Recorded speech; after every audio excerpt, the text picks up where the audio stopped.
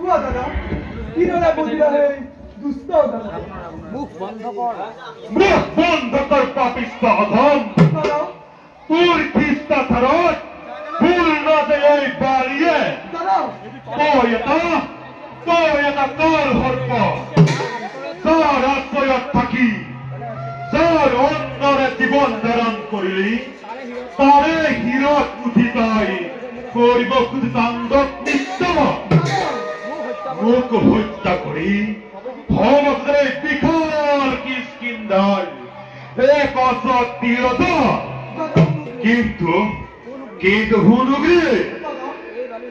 এই বালি জীৱিত কালত তোৰ এটা কেতিয়াও নহব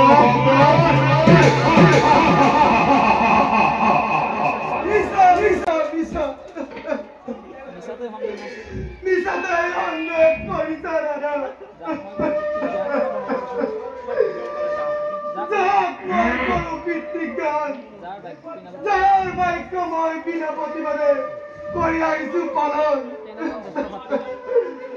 তেনেজন জ্যেষ্ঠ ভাতৃক মই হত্যা কৰাৰ কথা সপোনতো ভাবিব নোৱাৰো দাদা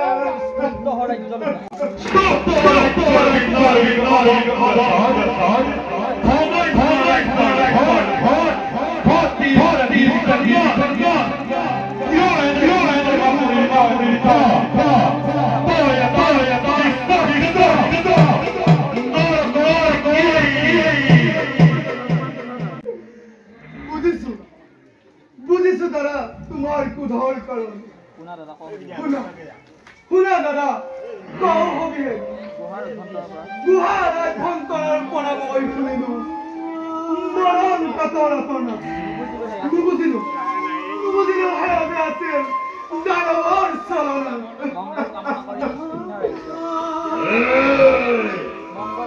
মংগল কামনি কৰি কিষ্কিন্ধাৰ ৰাজ্যত মংগল কামনা কৰি নিজ জীৱনৰ গুহাৰ সন্মুখেদি প্ৰকাণ্ড শিলেৰে দাদা যদিহে সেয়া অপৰাধ বুলি ভাবিছা ক্ষমা কৰা মোৰ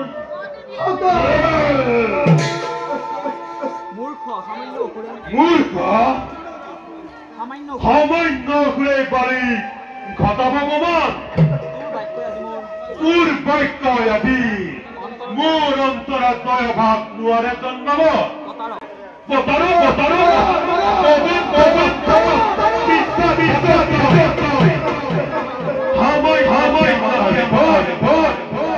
বিবেক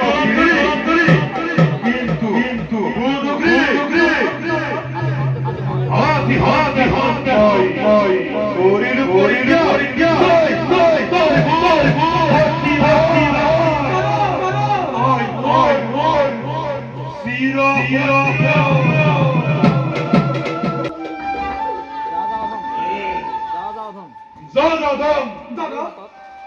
এই বাড়িৰ আগত তোৰ পান বায়ু খোৱাৰ আগতে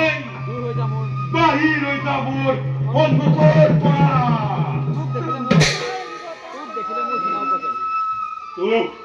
তোক দেখিলে মোৰ ঘৃণ উপজে লজ্জা হয় তোক দেখিলে মোৰ ভাতৃ বুলি পৰিচয় দিবলৈ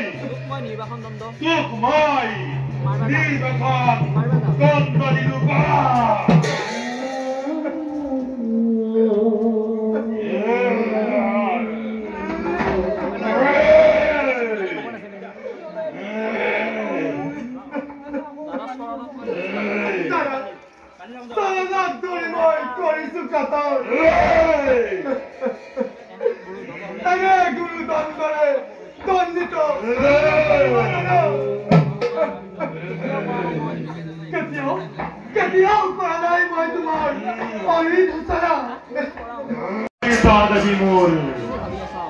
কি ভাবি আছা তুমি এই বনৰ মাছত অকলে অকলে দেৱী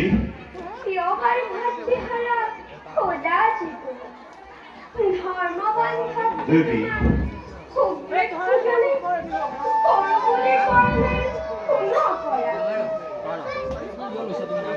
কিয় লৈছা তুমি এই নিজ হকিবর্ণ অধর্মিক ধার্মিক খাতায় মুখ নকরিব অপমান দেবী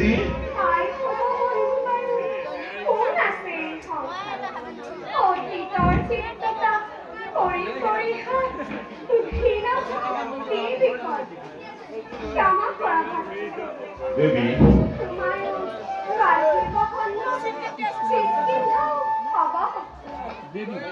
দেবী নকরিবা পুনর্বার তেনে অনুৰোধ চাৰ ফালে দুৰ্বলী কেতিয়াও মই নিদিও প্ৰশ্ৰয়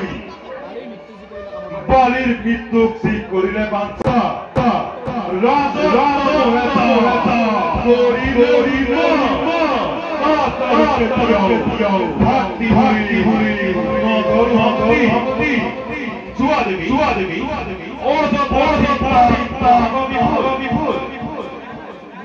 চোৱা দেৱী চোৱা দেৱী